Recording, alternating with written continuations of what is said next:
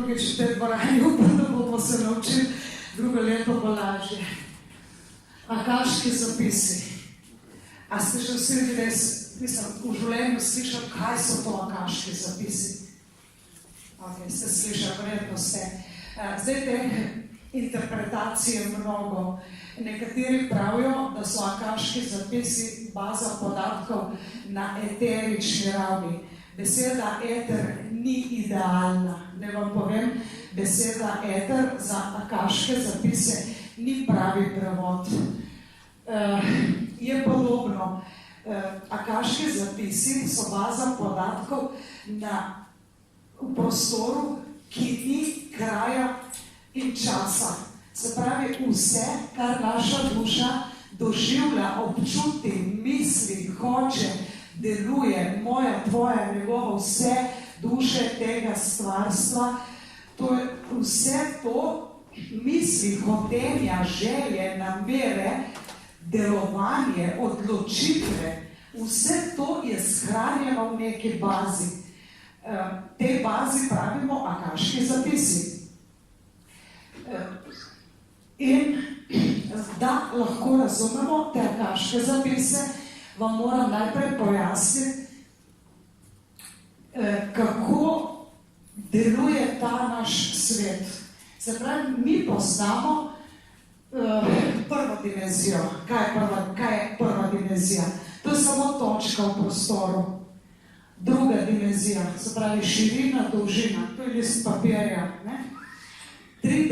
Tretja dimenzija, to smo ljudje, se pravi, imamo višino, širino,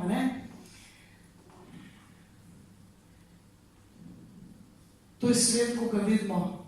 Četrta dimenzija, na tej dimenziji je doma naš to je tudi dimenzija časa. Se pravi, na četrto dimenzijo ti odpotuješ takrat, ko razmišljaš, kako bi bilo, če bi jaz poleti šla na morje v ta in ta kraj. Ali naj jaz jutri za kosilo skuham to in to. A bo moj partner ali pa partnerka zadovoljen, če se odločim, da kupim to in to zadevo. Se pravi, tvoj se na četrti dimenziji lahko premakne, potuje. Ti samo pomisliš, kje bi rad bil in že si z mislimi tam. To je četrta dimenzija. In peta dimenzija in nad peto dimenzijo, to so te duhovne dimenzije, pa ne poznajo časa. Se pravi, akaških zapisih ni časa. Tam je vse, kar je. To je nekako, ko je računalniška baza podatkov, ki hrani vse informacije. Če nekdo dostopa do akaških zapisov brez dovoljenja druge osebe, bojo informacije napačne. Včasih pridejo k meni ljudje, ki si želijo, da bi jim brala, kaj je vse doživljala njihova duša in da to preberem iz, bi se reklo v navednicah, knjige akaških zapisov. Če tvoj hoče, želi, da mu preberem, kaj se je dogajalo s tvojo dušo, potem je to ena stvar. Jaz moram pa vedeti, ali to tudi tvoja duša hoče, ali si tvoja duša želi. Včasih smo mi samo radovedni in iskati po akaških zapisih iz gole radovednosti ali pa za načine manipuliranja se nam maštuje. Primer bi bil, nekdo bi rad vedel, kdo bo zmagal v neki politični stranki ali pa kakšne kvalitete ima nekdo, ki je kandidat za bodočega predsednika. Spravi, jaz tega ne zmorem, ne smem in nimam teh pooblastil, da bi v akaških zapisih iskala informacije za namen nekoga, ki me za to ni pooblastil. Mama ima vedno dovoljenje za svojega mladoletnega otroka, ravno tako tudi oče, da lahko vpraša, kakšne kvalitete ima moj otrok, kaj sporoča, knjiga kaških zapisov mojemu otroku, ker starš o vsem odloča za svojega otroka in mu želi najboljše na tem svetu. Ne? Ko je otrok enkrat polnoleten, še ne to polnoletnost, 18 let ne predstavlja nič. Otrok je odrasel že ne, ko je sposoben zaslužiti svoj kruh, ko se odseli, ko živi na svoje, ali pa vsaj lahko živi v skupnem gospodinstvu, ampak že je finančno samostojen. Če je finančno samostojen, starš ne more za njega iskati informacij po kaških zapisih. Lahko pa tudi, če otrok že polnoleten in je odvisen od svojih staršev, ko so tudi otroci s posebnimi potrebami, otroci, ki pač ostanejo vedno otroci, recimo Downov sindrom in podobno, vedno lahko skrbnik ali starš vpraša za njih, ker je pač odgovoren in se to njemu razloži. Se pravi, tukaj imamo opisano, da poznamo, ta svet je sestavljen zemlja, voda, ogenj, zrak. To so vsi elementi. In eter je 5. element, ki pa ni element. Eter je vse. In stvar, ki so akaški zapisi, bi bilo najboljši prevod nebesa, kozmos, nebo, lahko tudi eter, ampak ponavljam, to ni najboljši prevod za akaške zapise. Nimamo v slovenščini, bi se reklo, idealne besede, zato bi bil najbližji prevod, da so to nebesa, z mojega stališča. Se pravi, tukaj smo povedali, da so akaški zapisi zapisani nekje v eni bazi, ki je brezčasen. Zato skozi akaške zapise tudi ne morem napovedati prihodnosti. Lahko v akaških zapisih vidim to, kar je. Vidim vse. V akaških zapisih se ne da napovedati, kaj se ti bo zgodilo čez leto, 2, 5, 10, ker ponavljam, ne poznajo časa. Se ne da določiti čas. Je pa to zanimivo videti v akaških zapisih, da vidiš, kako vidiš svoj vrt. Ker vidiš, kaj ti trenutno rase na tvojem vrtu, se pravi na tvojem vrtu, vidiš, da ti klijejo koreček, peteršilček, špinača, solata, paradižnik, da ti to rase in da bo, predvidevaš, da bo iz tega zraslo nekaj, kar ti rabiš. Se pravi, ti vidiš, kako situacija je in z tega, kar vidiš dejansko, da je, predvidevaš, da bo iz tega nekaj. Lahko vidiš vse zarašen vrt, vidiš ogromno plevela, vidiš robido, vidiš ne vem, kakšen drug hud plevel in tudi predvidevaš, da če človek ne očisti svojega plevela, lahko zelo nemogoče pričakuje, da mu bo na tem vrtu kaj koristnega zraslo. In tako ga tudi spodbudiš k čiščenju.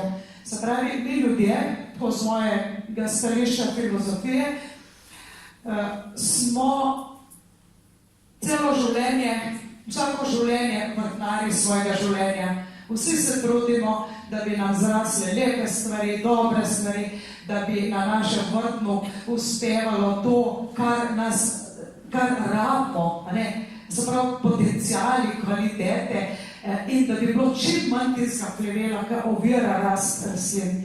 Kulturnih rastlin, ki nam nudijo možnost uspevanja, preživetja. Če ogromno plevela uničuje rast tvojih potencialov, zato tvoji potenciali ne pridejo do izraza. Se pravi, zelo pomembno je tole kultiviranje. Ljudje znamo že sami kultivirati svoje življenje. Ljudje že mi vse sami vemo. Ko pride kdo k meni, mu ponavadi povem te stvari, ki on, to sem že zdel, da je to tako, to sem jaz že vedel. Ja, zdaj si pa tu sam še tisto piko na i. Tako da pri meni so 100% navdušeni, zadovoljni, da dejansko jim nudim tisto piko na i, pa mogoče jim dam tudi način, da lahko na enostaven način kultivirajo svoje življenje. Se pravi, tle so akaški zapisi so skrbno varovani in to zloraba, vohunjenje ni možno, zato nihče ne more vohuniti za tabo, niti za mano, dokler nima mojega privoljenja. Še takrat, ko ima moj razum dovoljenje, lahko moja duša reče ne. Se pravi, še takrat, ker mi ti dovoliš, rečeš, ja, jaz bi pa rada, da mi to prebereš, še takrat moram vprašati, ali se duša te osebe z imenom in priimkom, datumom, rojstvom strinja, ali mi daje njena duša dovoljenje, da to pogledam.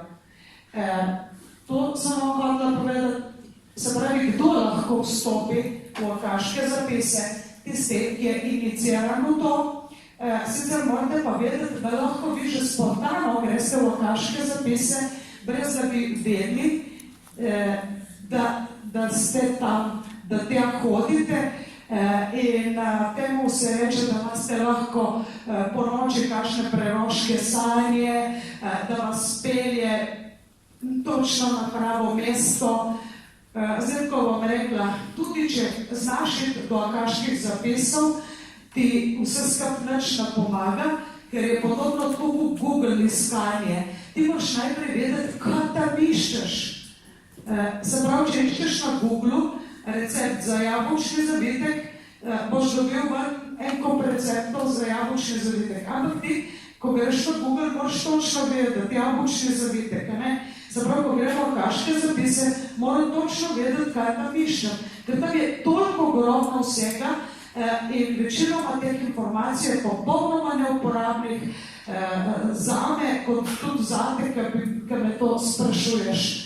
Se pravi, reinkarnacija, beseda, akaški zapisi so močno povezani z našo reinkarnacijo.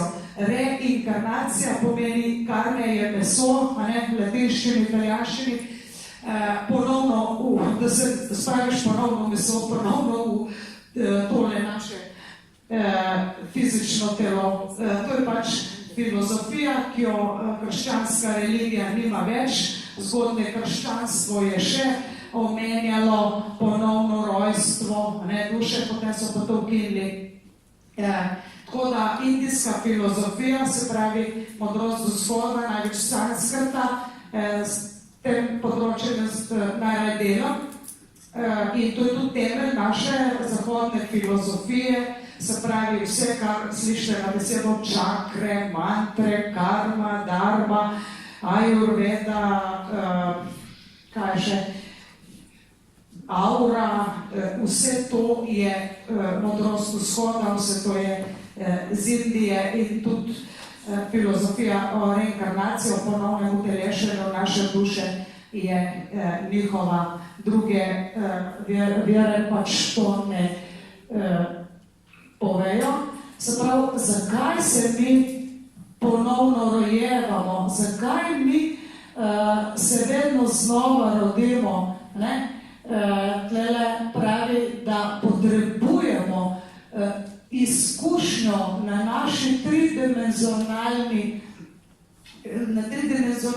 nivoju, da mi to želimo okusiti, ker samo v našem telesu poznamo jaz tukaj, zdaj, kar pa na teh večjih dimenzijah ni. In narobe, z mojega stališča je napačno mišljenje, da se moramo, ponavljam, moramo vsi počutiti povezani. V tem življenju je z mojega stališča, kar pa ste mogoče nekaj novega slišali, bistveno, da se počutimo individualni. Ni se ti treba počutiti pretirano povezan z drugim, ker tukaj si zato, da občutiš svoj individuum, svoje potenciale in da se sicer prilagodiš temu življenju, ampak da ne na tak način, da bi lahko zapostavljal v sebe to, kar je v tebi unikatnega. In samo tukaj na zemlji lahko doživimo to izkušnjo tukaj in sedaj, zato se inkarniramo. Tukaj piše potem, da je peta dimenzija, sicer najnižja dimenzija, potem so še 6., 7., 8., ampak tudi na tečaju online to je vse nadaljavo, ključ do duše.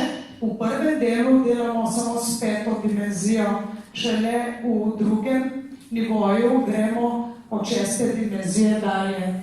Se pravi, ogromno informacij je v akaških zapisih, mnoge od teh ne potrebujemo. Jaz dajem konkretna navodila, kaj naj človek išče zase in kako naj pač bere svoje akaške zapise. Tlele je prva stvar, ko greš gledati sebi ali pa svojim domačim, se učiš preko mene, recimo, je važno, ali si ti ena duša, ali je v tvojem telesu ena duša, ali si večdušna oseba, ali pa si dušno spremenljiva. To so prvi 3 pojmi.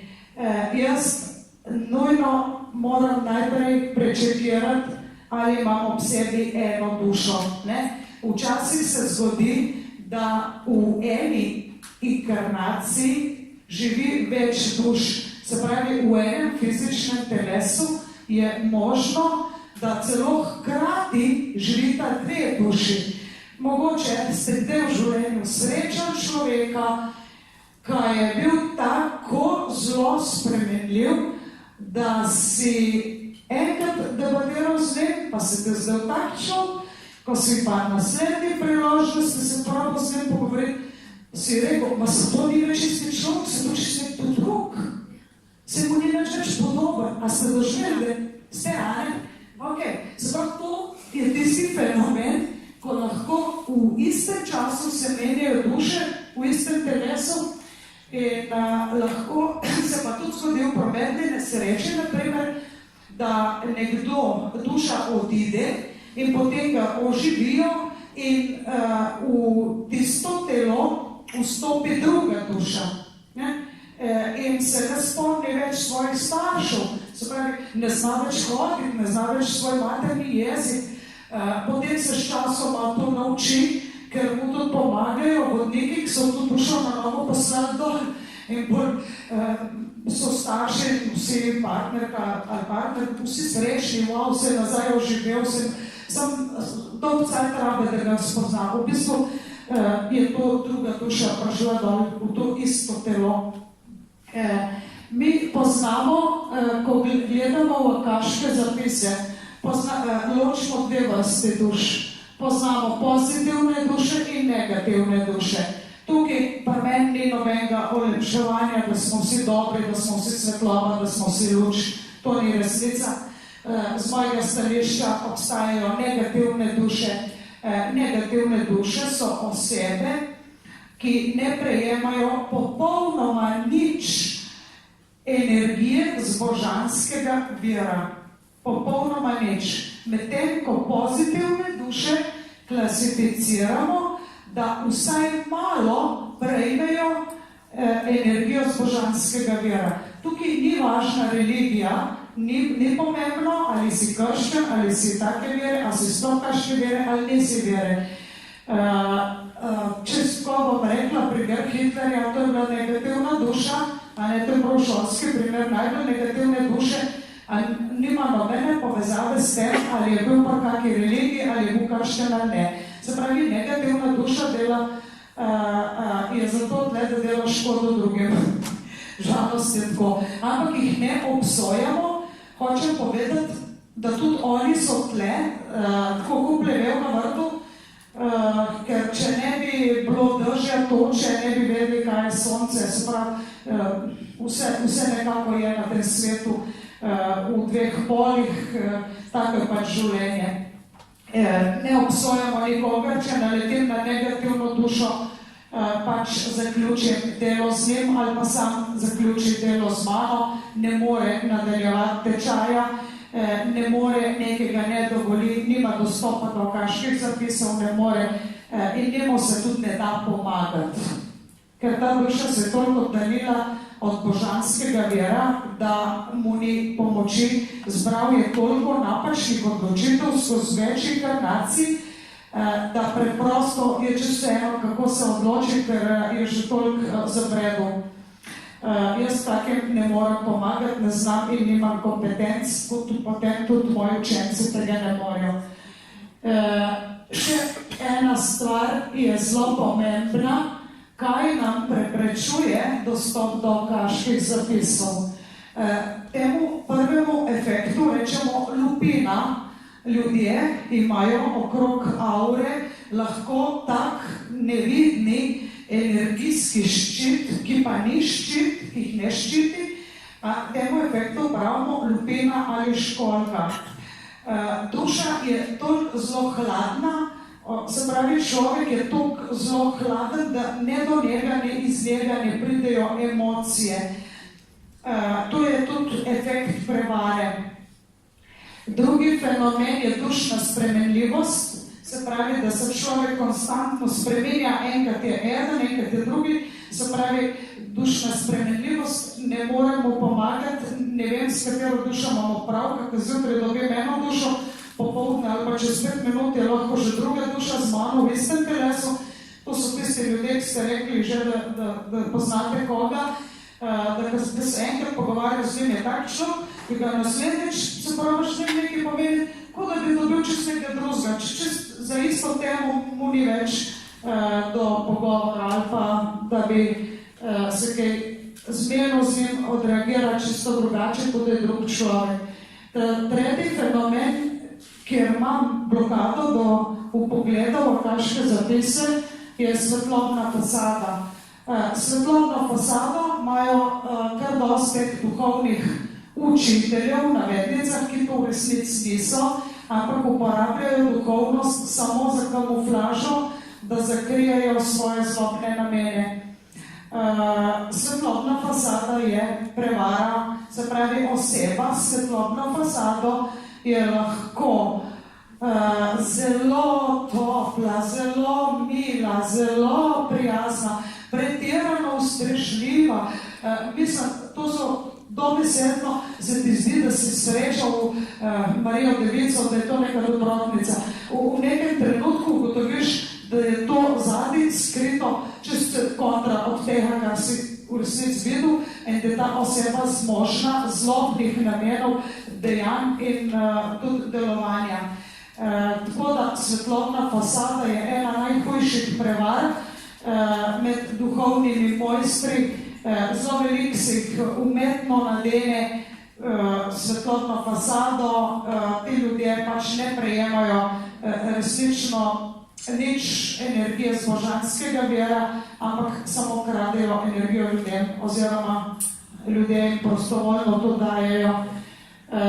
Tako da, če komu odkrijemo svetlobno fasado ali lupino, potem mu damo nalogo, da je to odstrani. In dela razbistritve tega, da to odstrani. Možno je, da se čez čas spet pojavi, se pravi, efekt svetlobne fasade ali pa to je čist drug fenomen lupine in potem spet odstrani, ker pač to je tako navada, železna srajca. Če ste srečali koga, ki je zdravljen alkoholik, prvo so ga zdravili, pa se spet lahko pit, pa še enkrat so ga zdravili, no prvo do tretje, četvrto moj ratar, da ni več tekov alkohola. Tudi približno tako, no. Kar reče navada, železna srajca. Se pravi, človeku daš nalogo, da to odstrani, ampak on bo čez cajt spet lahko zapadel v to, da bi to imel in tak človek ne more biti srečen ne v zakonu, ne v nobeni socialni družbi, ker na druge vpliva z prevaro. S tem, da dušno spremenljivost ne moramo nič narediti. Se pravi, mi, ko delamo v prvem delu tečaja, kamor boste tudi vsi povabljeni, delamo, imamo 8 skupin duš in ena od teh je glavna dušna specialiteta oziroma glavna dušna značilnost.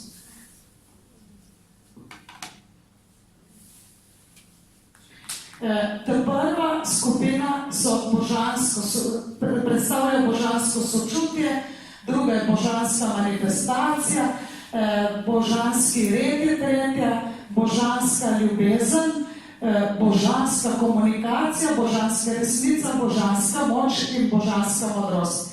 Tukaj govorim samo o pozitivnih dušah, o tistih osebah, ki vsaj malo energije prejemajo z božanskega vira. Ponavljam, da prejemaš energijo z božanskega vira, ne rabiš biti kršten, ne rabiš moliti, ne rabiš imeti mater, ne rabiš imeti talismanov, ne rabiš nič. Se pravi, moji otroci nimajo ne krsta, ne nobenih obredov, ampak prejemajo vsi trije tudi energijo z božanskega vira. Zdaj, nekaj vam moram povedati. Razlika med pozitivnimi in negativnimi dušami. Včasih boš videl pozitivno dušo, ki se znal žaliti v jezik, da bi povedal vris, poslušaj, kolegica, delaš stvari, kar niso dobre zate, zame, za nas, spremeni to, kar če ne gre tako naprej. In se zna tudi žaliti v jezik in ti povedati, kaj vam. Medtem, ko vidiš negativno dušo, ki ti piha tebi na dušo in ti govori, ko si super, ko si zlata, ko si ono, ko si tretje. Se pravi, ne sodi knjige po platnicah. Ne sodi najrajši ljudi, ki ti rečejo, da ti malo skujše, začne telovaditi, ko so meni moji otroci, pa sem kadila, tvoj mamica, ko si vrtiš po cigaretih pred stran. Mislim, če ti tako kdo pove, a ne pa da veš, da te ima rad, verjemi, da je to pozitivna duša, ki ti dobro povedal. Rajši kot tisti, ki ti govori samo lepo, samo super, se bo v redu, se bo boljš, se bo uno, se bo tretje in v resnici si misle pa kaj drugega. Tako da, zdaj, ko gremo teh 8 na hitro pogledati skozi. In tukaj človek, ki iščeš srečo, če iščemo srečo zunaj nas, na votovih najboljše, da najdemo v sebi. Vam povem to, kar verjetno vi že veste. Če iščeš ljubezen, jo začni dajati ljubezen. Začni dajati to prvemu, ki ga imaš najbliže. Pa če je to tvoj partner, tvoj brat, tvoj mucek, tvoj kužek. Se pravi, če iščeš ljubezen, jo dajaj. Če iščeš denar, ga dajaj. Daj evro klošarjem, a samo 1 evro, da je reveš tam v parku. Ne treba dati 10. Pa se ti ne bo kjer poznalo, pa še to hudo je. Se pravi, vedno vse, kar iščeš, dajaj. Res vam povem, to deluje. Kar iščeš od zunaj, začni ti dajati ven svetu. Pazi pa, da ne zgubljaš energije s čakanjem, da ti bo samo od nekje padlo. Moja pot je bila dolga, mene je zanimalo samo ena stvar v življenju, ampak kdaj imela fajn partnerja pa zdrave, lepe otroke. Samo to. In samo zaradi tega vprašanja sem tlele in proučevala sem vse, zakaj se hude stvari dogajajo dobrim ljudem, zakaj mami umre sin, zakaj mora trpeti, se ona ni nobeno nič tukaj naredila. Zakaj pa drug, ki je, ne vem, slabši človek, ima boljš plačo, lepše avto, lepše življenje, vikend na morju. Zakaj? Kje pa je Bog? Zakaj pa se me otrok sprašal? Mama, če ti to študiraš na duše, zakaj pa Bog dopuščal, da so v koncentracijskem taborišču umrli Židje, toliko Židov? Zakaj to Bog dopušča, če je Boga pol ni? In odgovor je, kot smo rekli, reinkarnacija. Se pravi, ne moreš ti eno dušo smatrati, da živi samo eno življenje, ampak več življenj. Se pravi, karma pomeni delovanje. Beseda karma, prosim vas, res verjemite mi, drugi večinoma narobe interpretirajo to. Karma je samo delovanje. Ni ne dobro, ne slabo, ampak je samo delovanje. Predznaki da šele to, na kakšen način deluješ. Če seješ koruzo, bo ti zrasla koruza. Če sediš plevel, bo zrasel plevel. Tako, hvala vam za to pozornost.